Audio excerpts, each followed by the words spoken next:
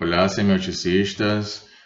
Seguindo com a análise acerca da isotopia do discurso dentro da teoria da semiótica, hoje nós vamos tratar da abordagem estrutural da isotopia, ou seja, a partir do elemento indo em direção ao conjunto, do elemento ao conjunto.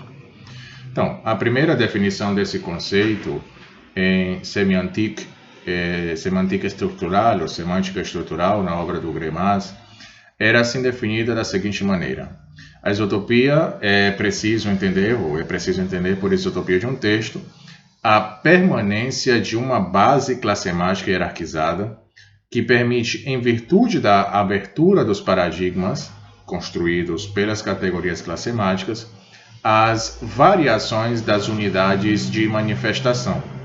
Variações que, ao invés de destruir a isotopia, nada fazem ao contrário senão confirmá-la. Bom, em outros termos, a isotopia assentava exclusivamente nos classemas, ou seja, essas categorias trânsfugas que constituem o liame entre sememas diferentes e que homogeneizam a significação. As variações semêmicas sobre o suporte comum do classema itinerante têm o efeito de consolidar ao longo do discurso a isotopia estabelecida. Essa concepção tende a considerar que a significação está, de certo modo, pré-estabelecida no próprio texto, sendo, por isso, fechada e imutável. E ela não leva minimamente em conta as operações de construção do sentido pela atividade enunciativa do autor ou do leitor. E, embora permaneçam baseadas no mesmo princípio, as definições posteriores são mais flexíveis, fazendo assentar a isotopia na recorrência de elementos de significação, qualquer que seja seu nível de reconstrução. Logo, ela não está ou não é limitada aos classemas. Então, é possível distinguir diferentes níveis de presença das isotopias na leitura. Assim, as isotopias figurativas, que concernem antes de mais nada aos atores, ao espaço, ao tempo, no desenvolvimento da narrativa, por exemplo, essas isotopias figurativas serão distinguidas das isotopias temáticas, mais abstratas e estabelecidas pela leitura a partir da superfície figurativa.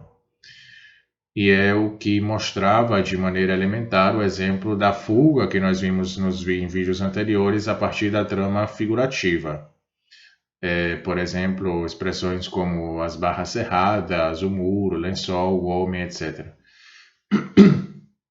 Então, as isotopias, assim compreendidas, elas são, na maioria das vezes, complexas e entretecidas na realidade dos textos, ou seja, exclusivamente figurativas numa receita de cozinha, elas podem tornar-se infinitamente entrelaçadas num poema simbolista. A leitura consistirá muitas vezes em hierarquizá-las e reconhecer, isolando-a uma isotopia regente mais profunda que dominará e controlará os conjuntos de isotopias de nível superior. A análise textual consiste precisamente em selecionar e justificar uma ou várias isotopias que comandam a significação global. Compreende-se que a escolha de tal isotopia, ela na verdade, ela é estratégica, ou seja, ela é responsável pela interpretação que o analista proporá em fine do texto, e é ela que irá fundar-lhe a coerência. Nós podemos considerar que as divergências de interpretação se baseiam, boa parte delas, em diferentes seleções de isotopia regentes. E isso pode dar tanto no mal-entendido, durante a conversação cotidiana, quanto na leitura plural dos textos, permitida por sua polissemia.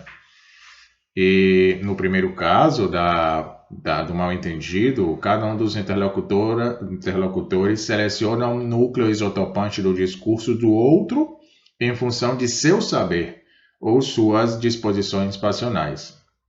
No segundo caso, no caso da leitura plural, dessa polissemia, a polissemia ela provém de diferentes decisões de leitura.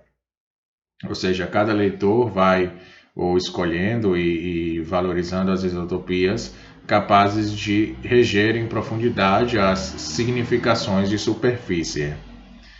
E os conflitos de interpretação só podem ser resolvidos por uma negociação dessas isotopias.